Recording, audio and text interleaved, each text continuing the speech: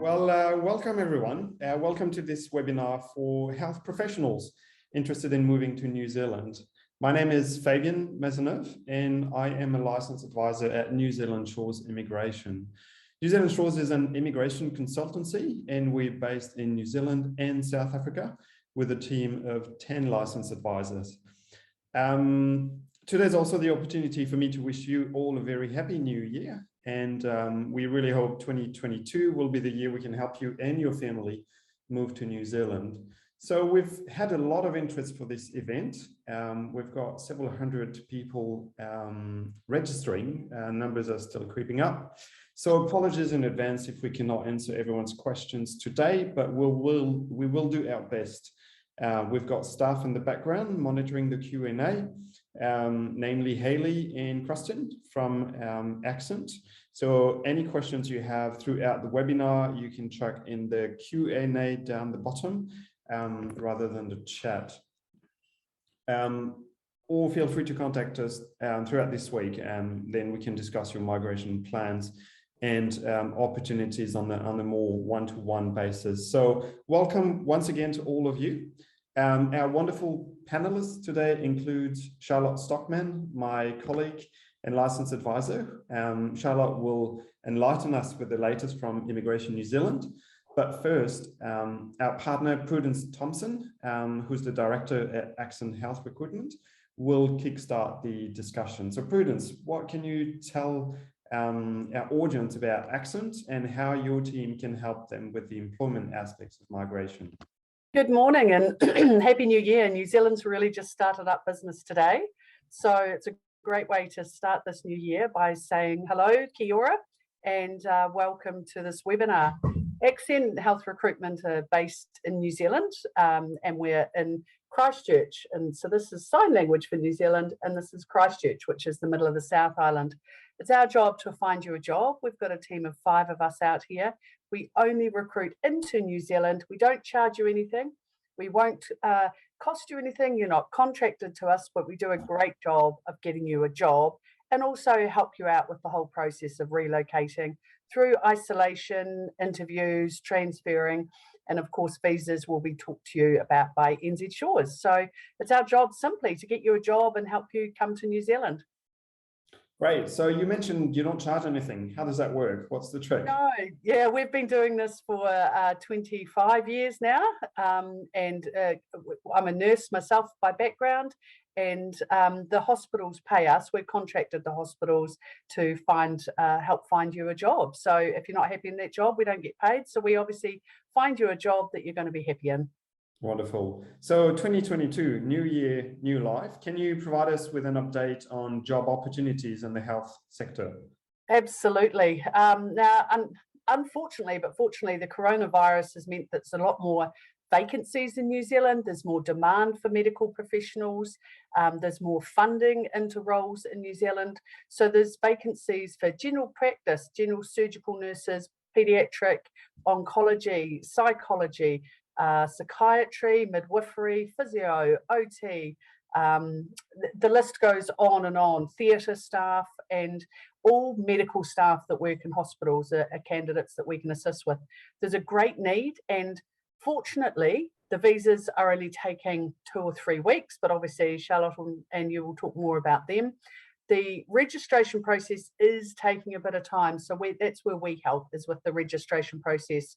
And if you've got questions about that, email info@accent.net.nz and we can send you the specific registration information. But the job market in New Zealand is very, very strong and the interview process time from getting your CV to getting you an interview is about a month if you're registered, and getting you into New Zealand is about a month after that. Right. So you mentioned registration. Anyone wanting to work as a medical professional in New Zealand needs to be registered with a relevant registration body. Is there one body or is there one body per occupation? And what's the latest with registration timeframes? Have you witnessed any delays due to COVID perhaps? Yeah, we have had delays, to be honest. We've had with operating theatre technicians or anaesthetic technicians, it only takes about 2 weeks, so that's great. But midwives with the midwifery board, physios with the physio board, nurses with the Nurses Council, you really need to prepare 6 months in advance to get registered. It's not likely you're going to get an interview unless you've got your registration in New Zealand. So you really do need your registration first to get an interview. However, with doctors or medical professionals, a lot of doctors need the job offer to get registered unless you're going for vocational, which is a slightly different case, but it is all a case-by-case basis. And we've got really great relationships with each registration council or board. So if you've got questions specific about your work experience and training, we can give you guidance on your registration. Right, wonderful. A large chunk of our audience is in the nursing sector. What would you say the top 3 or 5 nursing specialties are the most in demand in New Zealand? Oh, that can change, but the top specialties in demand would be nursing psychiatry, look, to be honest, generalist, medical, general surgical, labour and delivery, midwifery, although that's not nursing, it's very much in demand. Orthopedics and operating theatre would be the top. Sorry, I gave you more than 3 there. No, that's all good. Yeah, no, like as you mentioned earlier, there are plenty of opportunities in the health sector. I mean, it's really in critical shortage, and it has been for quite a few years, even before the pandemic, hasn't it? Yeah. Yeah, we've got a growing population of elderly, and we've also got a retiring population of staff. So those 2 combinations factors means that medical professionals are retiring, and also patients are getting more complex needs as they grow older with the retiring population. Right. So we got straight into the nitty-gritty, but let's take a step back a little bit. And Sure. It'd be great if you could talk about working as a health professional in New Zealand as opposed to the UK, the US, or Singapore, for example. Sure. What do you expect in terms of salary, perhaps, or shift work? What is it like to work in the health sector in New Zealand? Yeah, look, it's a really positive work environment. I myself have worked as a nurse in the UK. Hayley's worked in the USA, and we combine our experiences to share with you the differences, even though the human body is still the same. The technology is slightly different. The pharmacology is slightly different, but the nursing is still almost the same. The shift patterns, we have rosters, social rosters, so you can pick your rosters frequently, but that's something you definitely discuss at the time of interview. The salaries have just recently increased, so you're looking around 75,000, 80,000 New Zealand dollars per year. Obviously, you need to take into a different tax amount, a different style and cost of living, different costs for insurances, and New Zealand employers are very happy to employ from offshore because they like the new candidates, the new blood, and the experience. Especially, dare I say it, with COVID not being in New Zealand, touch wood, yet we haven't got Omicron anywhere in New Zealand in the community. So we are looking ahead 4, 6, 8 weeks in advance that if we do get it, we need experience from nurses who are looking after unwell people. Right. So plenty of job opportunities in the foreseeable future, that's for sure. A load of opportunities. We're catching up. We haven't got, we still do have wait lists for cancer patients, for hip replacements, for psychiatry. And actually we are catching up. So we're not too far behind, but we still need all medical professionals in New Zealand. And, probably 95% of people love working here. Some people find it's not for them and they just do 1 year, but 95% of people that I recruit stay in New Zealand and they love it, and they love what New Zealand has to offer. Right, wonderful. Thank you, Prudence. Now I'm going to turn to my colleague Charlotte. Charlotte, if you'd like to give us a brief update on what's the latest with immigration, and then I can share our presentation whenever you're ready. Perfect. Hi everyone. As Fabian said, I am Charlotte. I am one of the licensed advisors here at New Zealand Shores, and I have been predominantly working with healthcare workers since our border restrictions were introduced back in April 2020. So I've learned a lot about healthcare in almost the last 2 years, and got to know some ins and outs thanks to Prudence and her team that I definitely wouldn't have known otherwise. So yeah, well across the process, it hasn't really changed too much for healthcare workers specifically. It's basically business as usual. So some of you may see in your media overseas, or if you keep up to date with the New Zealand media, you may see that there's a lot of commentary around the border being closed, but actually for healthcare workers, it's not. It's very much open, and it has remained open since April 2020 when it closed initially or became restricted. So it is a little bit of a different process to what it was pre-COVID, but it is still very much manageable and achievable for healthcare workers with job offers. Please bear in mind that what I do say to you right now is, of course, what the situation is now. We've kind of rolled out our vaccination program, the government has started to talk about easing border restrictions, and that may start to happen from about the end of April. Obviously, Omicron did throw a bit of a spanner in the works there, but they haven't actually said anything around that 30th of April date at this stage. But what it looks like now is that once you've got your job offer, we then apply for what's called actually Fabian, I'll get you to pull that PowerPoint up, might be a bit more helpful before I jump into everything. At least then everyone will have some notes to sort of look at. Wonderful. So how can someone map out their migration? Yeah, so yeah, I'll skip back to the start. So Prudence has talked about occupational registration. Obviously, that is a big must for everyone or every healthcare worker. You cannot get a visa unless you hold occupational registration, because that you need the legal right to work in New Zealand to get a visa. So that is one really crucial step, which Prudence and her team can guide you through. There is obviously documentation required for both ourselves and for Accent. They will differ, but they will also look a little bit the same. So from our side, it's things like your identity documents, work experience evidence, qualifications. If you have a partner and children, evidence to show those relationships. But we provide full instructions on that. But we do recommend, if you know you want to move and you have sort of, I guess, a timeline of the next 12 months, start preparing that documentation right from the outset, because basically that means when that job offer comes through, you are actually in a position to be able to apply for a visa straight away. So we like people to be document ready. If you get a job and then find out that one of your documents for the visa, perhaps a police certificate, is going to take several weeks, that then just delays you being able to get that visa. So good to have all of that ready from the outset. And job search strategies is something that Accent will absolutely assist you with. So that's their area of specialty that we don't interfere with.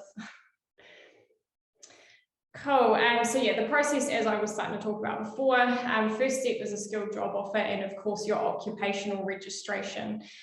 Once you've got those two things, we then apply for what's called an expression of interest, or EOI, as it's quite often abbreviated to, or you'll quite often hear us refer to it as a border exemption request. They're all the same thing, just different names for it. What that EOI or border exemption request is basically we submit information about you, your family, and your job offer to Immigration New Zealand. At the moment, it takes about 24 to 48 hours to assess. We did see them slow down to about a week prior to Christmas, but I think that sped back up again. And so once they've assessed that information, they will then invite you to apply for what's called a critical purpose visa. That is the visa that at the moment with a restricted border facilitates entry to New Zealand. So we can't apply outright for a work visa for you. It has to be that critical purpose visitor visa. It does give work rights to the person with the job offer, or the principal applicant as we refer to you as. But if you have a partner or children, it gives them, basically they're just here on sort of like a tourist or a holiday visa. So it doesn't give them any specific rights.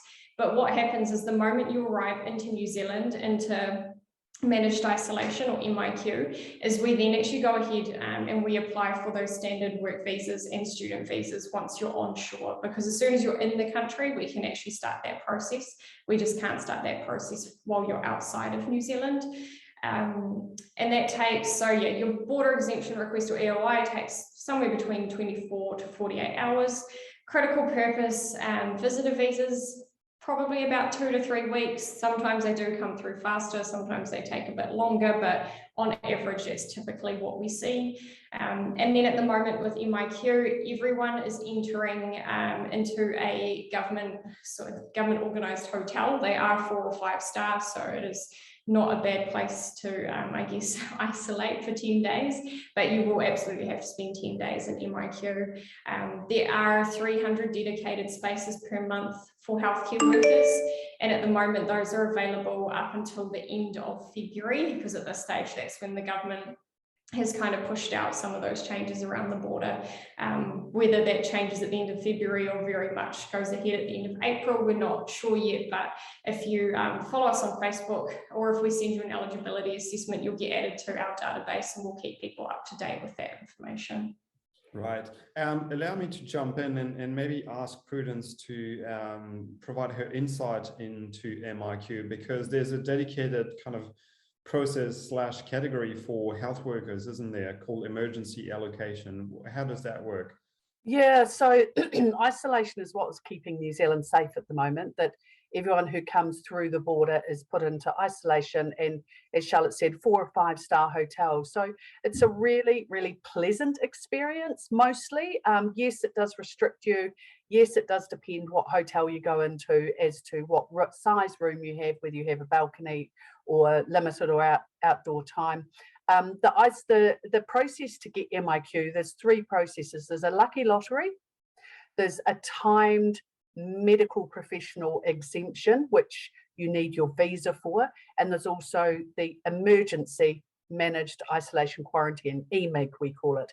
And for the emergency isolation, you simply apply for it 14 days before arriving. You need your job offer, your visa, your registration, and your flights. So for emergency allocation, you apply 14 days before coming to New Zealand. It's not difficult to apply for, and we can certainly send you the links. We've had 100% success with all emergency allocations. Some have been slightly delayed, but airlines are really great at working around the isolation requirements. You need a negative COVID test 48 hours, that's 48 hours before flying, before the flight departs. And the MIQ has a really amazing health and wellbeing support, because it's not a lot of fun being in isolation, but we find all our medical professionals, we've got about 12 in isolation at the moment, all dotted around the country. So we're keeping in touch with them and making sure they're all okay, catching up on Netflix. A couple of our nurses and doctors are doing some of the orientation and induction whilst they're in the isolation. So not always easy if they've got toddlers, but yeah, we're there to support you. And the isolation is absolutely great for New Zealand to keep us safe from Omicron so far, but we are expecting an outbreak. Okay, thank you so much, Prudence, for that. It's very useful. So to sum things up, to that point, you get your documentation in order, you work in parallel with NZ Shores for the overall documentation, for visa purposes, you work with Accent for the job, you secure the role, you can request a border exemption, then a critical purpose visa through NZ Shores. You can include your family, that then brings you over to New Zealand into that 10-day MIQ.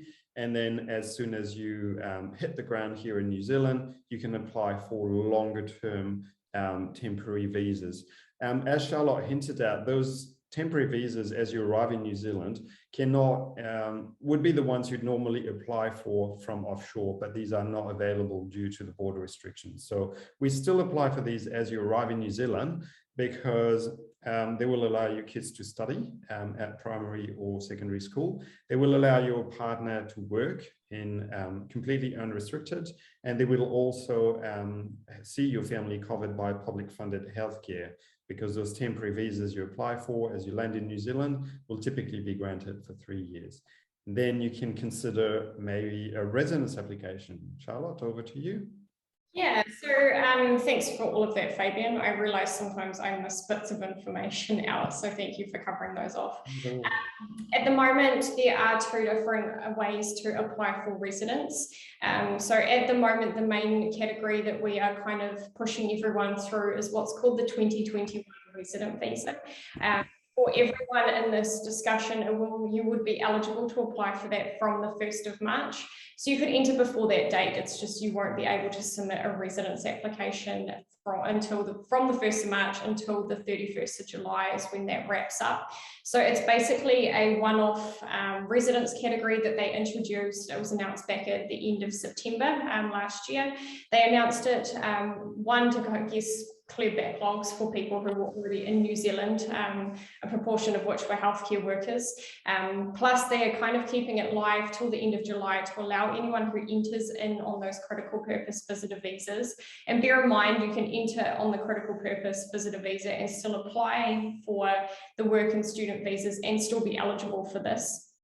But it just gives a fast-tracked and easier pathway basically to residence for anyone arriving into New Zealand before the 31st of July. It's a massive bonus. You don't have to do things like English language tests. It's not points-based, so you're not awarded points for things like age or qualifications or work experience, even though most people that are listening today wouldn't have an issue with points, but it still just takes one extra complexity out of the equation. The other bonus is that it is the only resident visa that doesn't have an age restriction on it. So you could be 25, you could be 75, you could, basically be any age and apply for this 2021 resident visa. After the 31st of July, when this resident category wraps up and you can no longer apply for it, we'll flip back to what's called the skilled migrant category. And that's been the traditional pathway to residence for skilled migrants, including health workers, for oh goodness, probably about 10, 15 years, maybe a bit longer. It is points-based, so you are awarded points for things like age, qualifications, work experience, partners, qualifications. There's a whole raft of things that you can claim those points for. It does have an age cutoff, so you can only apply up until the day you turn 56. So if you are above 56 and you are really wanting to migrate and obtain residence, then I 100% recommend doing so before the end of July, just so you can apply for that special one-off resident visa. Right, and that category actually opened for people already in New Zealand back on December 1st, and we've already seen approvals, so a lot quicker, very, very streamlined. The health requirements as well for anyone with minor health concerns that could potentially cause delays in other residence categories are going to be just brushed over through this category. So it's really a pathway we would highly recommend for anyone arriving in New Zealand before the 31st of July. Absolutely. Cool. So where to from here? A few things. If you'd like to have a full eligibility assessment, so it's a personalized report on your available pathways and prospects to migrating to New Zealand, please email health@nzshores.com with a comprehensive CV or resume, and then we'll come back to you with a report within roughly a week at the moment. And anything recruitment related, you can email info@accent.net.nz. So we have a few questions, and because I just mentioned the CV or resumes as they're known in the US, a question that we have a lot, Prudence or Charlotte, what are the CV requirements? What do I need to have in my CV for New Zealand employers to look at my profile? I'll let Prudence take that one. Yeah, that's a really good question. So CVs, or resumes as they're called offshore, we can send you a sample of a CV. If you email us at info@accent.net.nz, we can send you a sample of a CV specific to your occupation. So just write in the subject line, nurse sample CV, doctor sample CV, physio sample CV, or whatever, and we can send you the format that it comes to, and it's most specific to New Zealand. And we've developed this format of a CV over the last 20 years, and it's something that employers really need to see. Specific skills, a description of your hospital. You know, if you work in the Mayo Clinic or St Thomas and Guy's, we need to know exactly just, you know, what your patient population is, what your medical techniques are, what your experience is, and also a little bit about your training, which is really important. So we can send you a sample CV if you email info@accent.net.nz with your occupation and put sample CV, please. They're about 6 pages. Personally, I love seeing a photo. Not everyone wants to see a photo, but I think it's great. Head and shoulders, not with the ex-boyfriend cut off, but just a nice head and shoulders, and information about how to contact you. The prefix for your country, your referees details are really important. We need 3 to 4 clinical current professional referees who can do references on request, and just really technical skills. Can you cannulate, intubate, rehab, what you do within psychiatry, what you do within nursing or theatre or deliveries, can you stitch, can you, everything. Be really great to see, and we can give you some feedback on your CVs if you send them to us as well. So the point of a CV is to get in front of a recruiter or an employer, right? To secure an interview. And then comes the dreaded reference checking. How can someone prepare for that? And how would you go about situations where you don't necessarily want your current employer to know you're looking to migrate? Yeah, and look, that's really common that you don't want your current employer to know. So we suggest you name previous colleagues, current colleagues who are not going to spill the beans. You want to give your current employer a fair amount of notice, but if you just name your referees that are going to be able to comment on your current working situation, your clinical skills, your work character, and we need name, email address, cell phone number. That's really important, and also time differences of how they can contact. Some employers will take our references, which is great. The majority will take our references. Some employers will want to contact your referees directly, and even go to the extent of having a Zoom with your current employer to talk about your work style, your skills and experience. So the more information you can provide, the better. Right. So next step from the reference checking, can you tell us a bit about the interview process? How does that work, and how can you assist? Yeah, so we can take you through the interview training. We can send you a video, and that video is talking about interview questions, a little bit about the Māori health system, sort of strengths and weaknesses, and information that you're going to be asked at the time of the interview. Right. And we mentioned earlier about the age limits or no limits, depending on the visa category. But on the employment side of things, how is age a factor in securing a role in New Zealand, particularly in your field? Yeah, look, it's not really. You know, we've recruited doctors and nurses up to the age of 70, which I think is a great age, as long as you're fit and well to work. That New Zealand will welcome you. You know, obviously you have to have recent practice, you have to have good references, good experience, be fit and well to work, and you'll be welcomed into New Zealand. Okay, wonderful. As you've noticed, I'm starting to dig through the Q&A there, so it might be a bit all over the place, but these are all questions we receive from our participants. Can you remind us again, Prudence, who Accent actually recruits to? What kind of body, organisation, employer type? Yeah, so we recruit to the whole of New Zealand. Again, that's a sign language for New Zealand. The top of the north, Northland, Auckland, Waikato, Taranaki, Bay of Plenty, all around the Midland area, Wellington, and then Nelson, Marlborough, Christchurch, West Coast, Southland, Dunedin, Invercargill. So all over New Zealand to the private and the public health sectors. So district health boards or DHBs, private hospitals, so private surgical hospitals, as well as rehab clinics, GP practices, a lot in palliative care at the moment. That's really well funded, palliative care. All employers in New Zealand, and we've done some occupational health, we've done management as well as clinical. So anyone who employs a medical professional, basically. And look, Accent, I own Accent along with Kristen, and we've, to be honest, had such a great such a great experience over the last 20 years. New Zealand employers, we're really the go-to and the first person. The one thing that we do insist on, as we said, we don't charge you, but we do work exclusively. So you just work with one employer, one recruitment agency, and we'll put your CV out to different employers, but it's only one agency you work with. If you've already sent your CV out, we probably can't assist you that much, but we're also happy to answer your questions. Wonderful, thank you. You mentioned the word funding earlier. Obviously, moving to New Zealand has a cost. Yeah. You know, the actual cost of visa, consultancy, immigration consultancy, if you want to use the services of a company like New Zealand Shores, and then the mere relocation things, you know, travel and everything.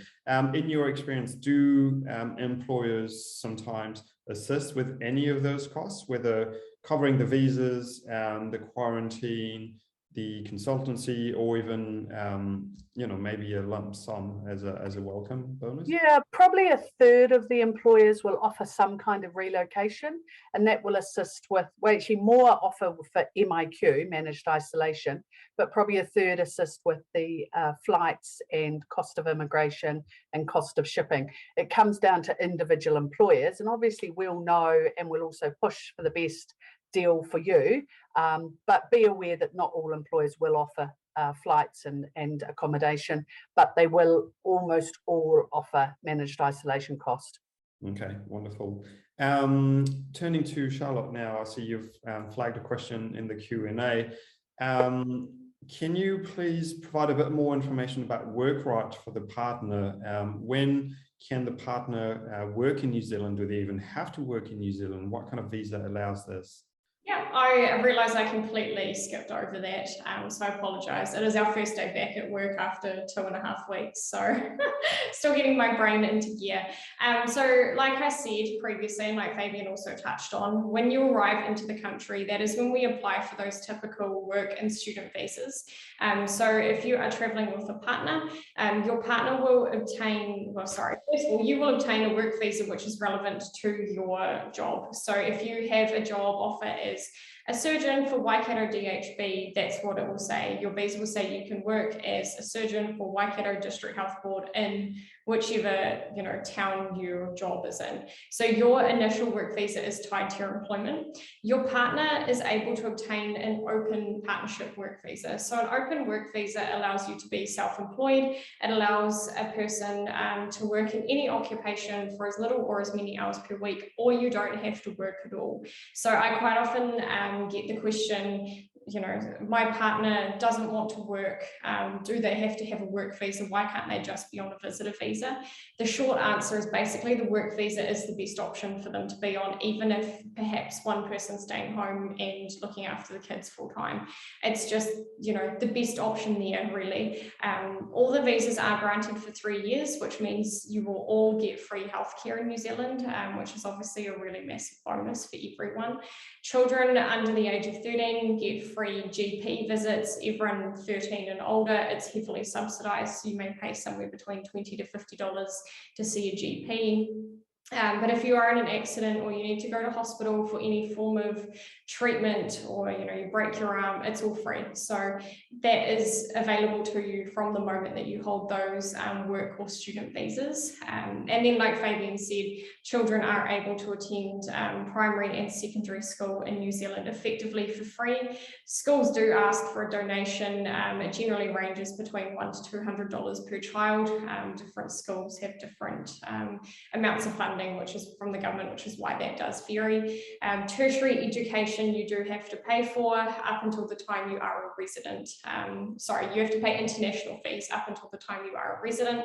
Once you are a resident, you are then able, your children are then able to access domestic fees, which are about a third of the cost. So obviously that is, if you have children who are sort of, almost ready to finish school, that is a really good pushing factor to apply for residence quickly. And then once you've applied, you'd have your residence within about 2 to 4 months. Right, wonderful. What about outside of these school age, essentially before 5 and after? Well, you've kind of covered after 18, 19, but before 5, early childhood, how does that work? So early childhood it's not subsidised up until the age of 3. So even if you are a New Zealand citizen, pay to send your children to early childhood care. Once again, it varies depending on the centre you send them to, and I don't have young children, so I probably couldn't give you an accurate gauge of what that is. However, once your children are 3, you then get 20 free hours per week, and that is for people even on work visas. So depending on how many hours your children are in, childcare for before the age of 5, you will get some of that subsidised between 3 and 5.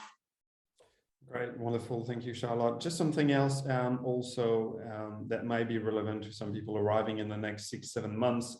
We're still waiting on the details, but there will be a one-off student visa for children who are beyond secondary school age. If the family is applied for residence under that new pathway, the older child might be able to start university, for instance, as a domestic student, not paying international fees. And it's just to save a bit of time while the family's residence application is being processed.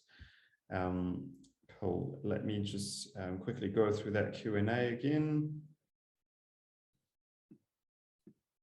I will just touch on that last question. So someone has asked, is there a minimum work requirement to obtain and retain residency status? So thanks Fabian for that.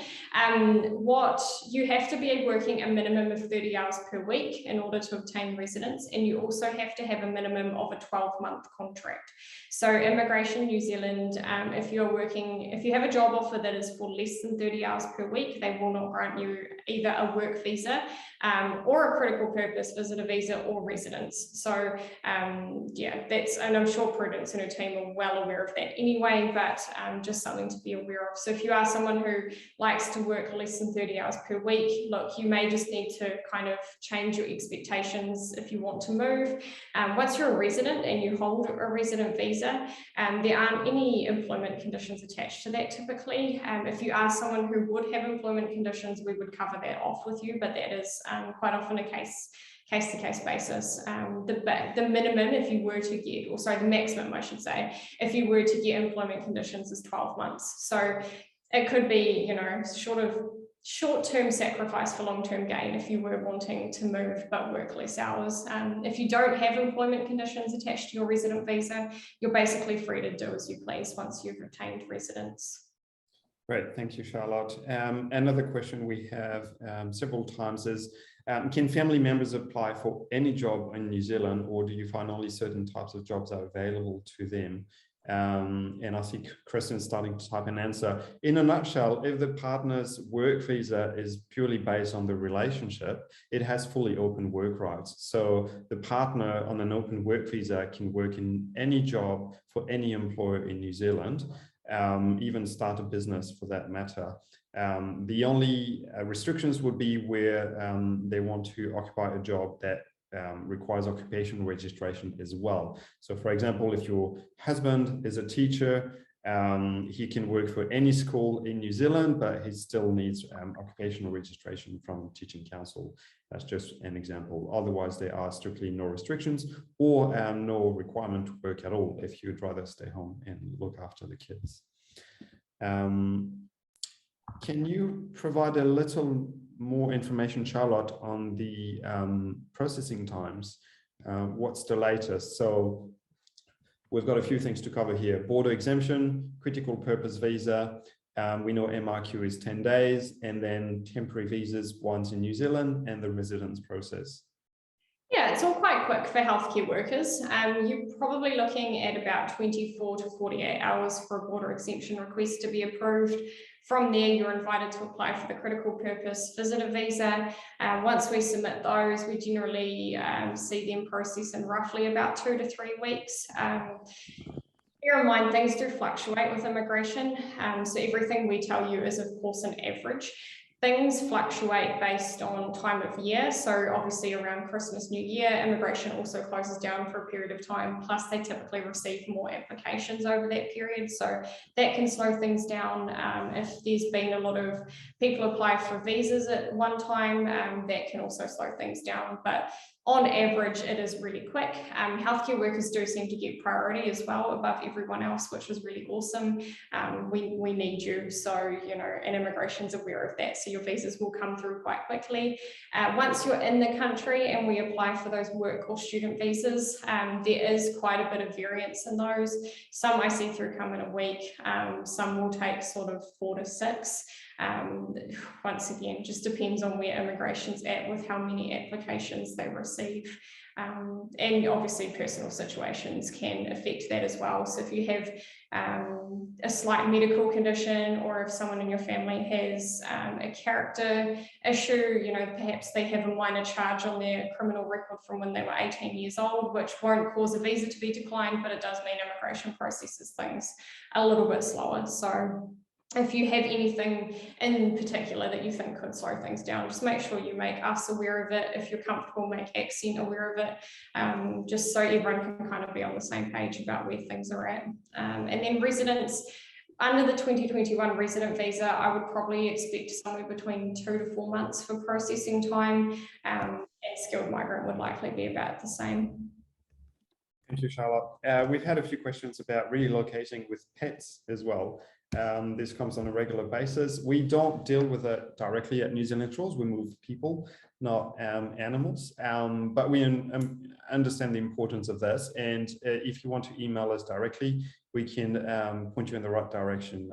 We know of a few pet relocators who will guide you through the process, whether quarantine is required, any kind of jabs, and you'll find that it might actually be more expensive for your pets than it will be for you. But yeah, we love our animals, don't we?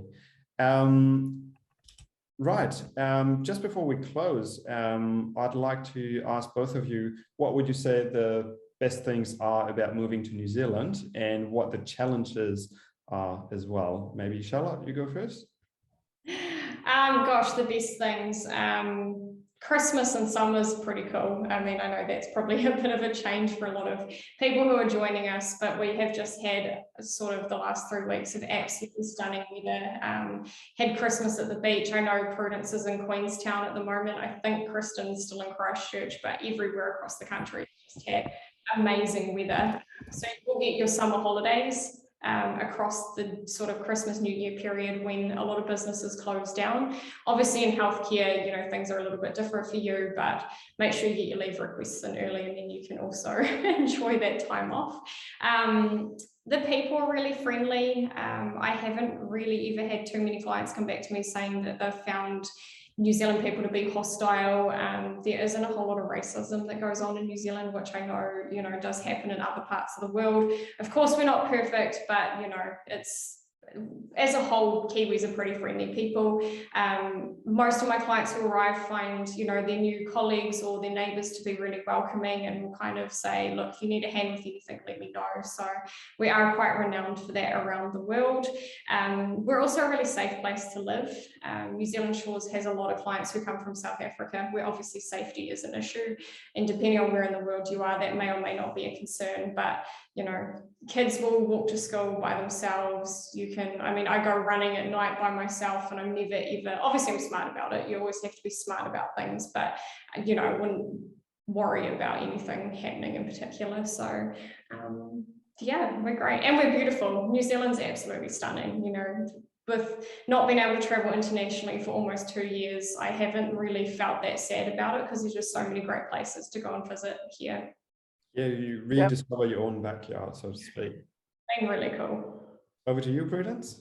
Yeah, well, Charlotte's probably said what I'd like to say. I think it's the people, and the people.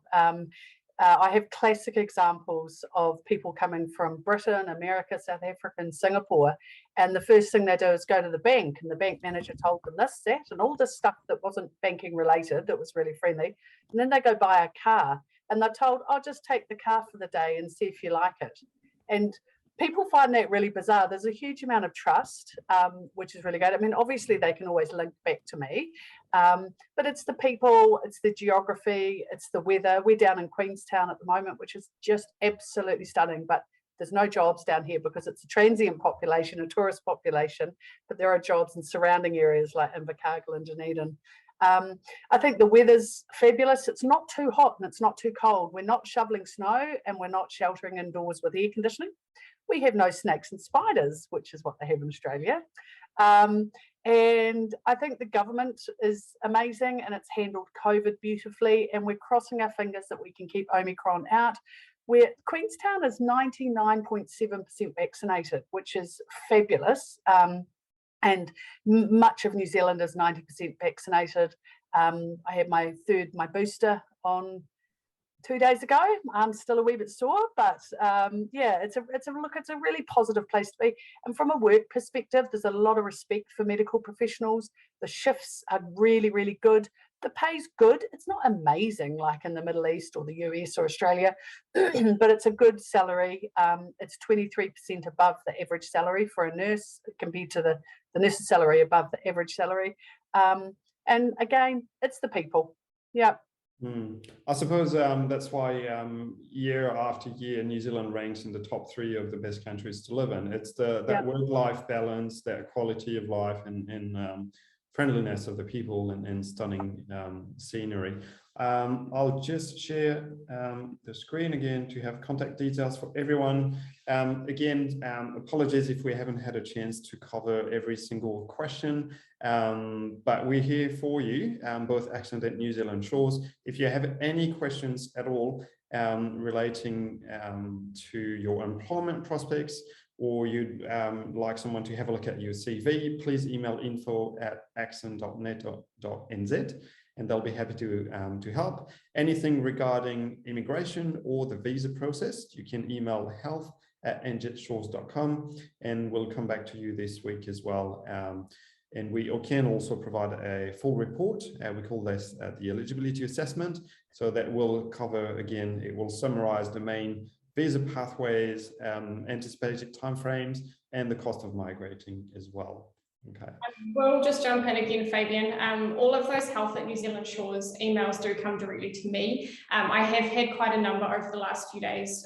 Some of you asking for eligibility assessments. We have kind of been working quite sporadically over the last 2 weeks while our office has been closed. So please just know I have got your emails, and we will definitely have those eligibility assessments out to you in the next couple of days if you've already asked for one. Wonderful. Thank you so much, Charlotte. And if you've missed any part of this webinar or you'd like to circulate it around, it is being recorded. So we'll tidy that up a little bit, put it on a private link, and email it back to you along with that webinar. We talked about the interview process, which we recorded a few months back with Accent, and possibly also another Q&A. Thank you so much, everyone, and you take care. Lovely. Have a great day or evening. Thanks, everyone. See you later. Bye.